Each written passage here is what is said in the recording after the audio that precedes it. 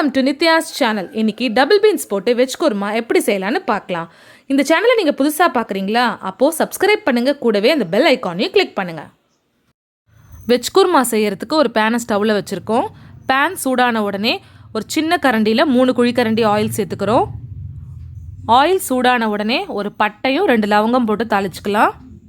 சோம்பு சேர்க்க தேவையில்லை. சோம்பு தேங்காயில் சேர்த்து அரைச்சிக்கலாம். பட்டை லவங்கம் பொரிஞ்ச உடனே ஒரு பெரிய வெங்காயத்தை பொடியாக கட் பண்ணி சேர்த்துக்கிறோம். சேர்த்துட்டு இது நல்லா வதக்கிக்கிறோம்.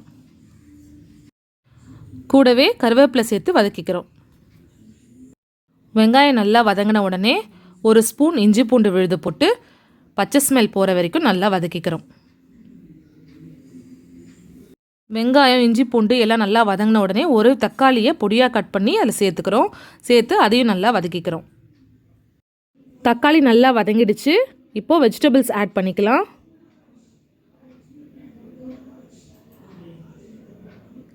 கேரட் பொடியாக கட் பண்ணது, முருங்கைக்காய், உருளைக்கிழங்கு இதெல்லாம் ஆட் பண்ணுறோம். கூடவே டபுள் பீன்ஸை உப்பு போட்டு வேக வச்சுருக்கோம். அதை தோல் நீக்கிட்டு இதில் சேர்த்துக்கிறோம். நீங்கள் வேணும்னா பச்சை பட்டாணி ஆட் பண்ணிக்கலாம். காலிஃப்ளவர், ப்ரோக்கோலி அந்த மாதிரி ஆட் பண்ணி கூட குருமா வைக்கலாம்.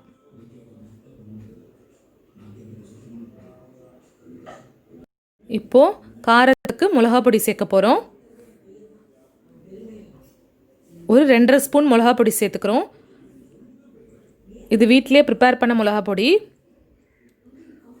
அதனால் தனியாக தனியாத்தூள்லாம் தேவைப்படாது. கூட கொஞ்சம் 1/4 ஸ்பூன் மஞ்சள் பொடி ஆட் பண்ணியிருக்கேன். தேவையான அளவுக்கு சால்ட்டும் ஆட் பண்ணியிருக்கோம். ஆட் பண்ணிவிட்டு இதை ஒரு வதக்கிக்கலாம்.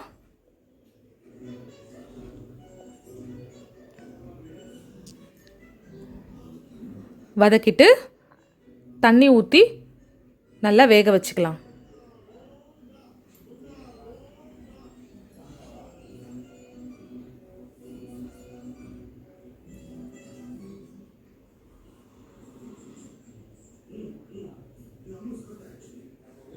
காய் நல்லா வேகணும், குழம்பும் கொதிக்கணும். கொதிச்சதுக்கப்புறம் தேங்காய் ஊற்றி இறக்கலாம். பாருங்கள், நல்லா கொதிக்குது.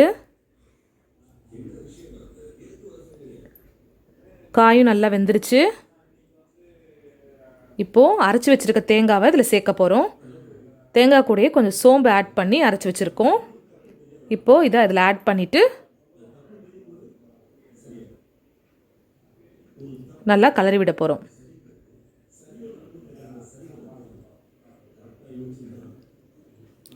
தேங்காய் ஊற்றுனதுக்கப்புறமா ரொம்ப நேரம் அடுப்பில் இருக்கக்கூடாது.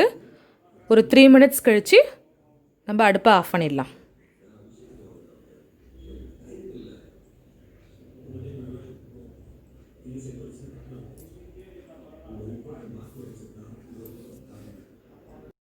பாருங்கள், தேங்காய் ஊற்றி நல்லா கொதி வந்துருச்சு. இப்போது கொத்தமல்லி தூவி இறக்கிடலாம். வெஜ் குருமா ரெடி ஆகிடுச்சு. இது நீங்கள் தோசை, இட்லி, சப்பாத்தியோடலாம் சாப்பிட்டா சூப்பராக இருக்கும். இதை நீங்களும் செஞ்சு பாருங்கள். உங்கள் கமெண்ட்ஸை கமெண்ட் பாக்ஸில் ஷேர் பண்ணுங்கள். இந்த வீடியோ பிடிச்சிருந்தா லைக் பண்ணுங்கள், ஷேர் பண்ணுங்கள். பாய்.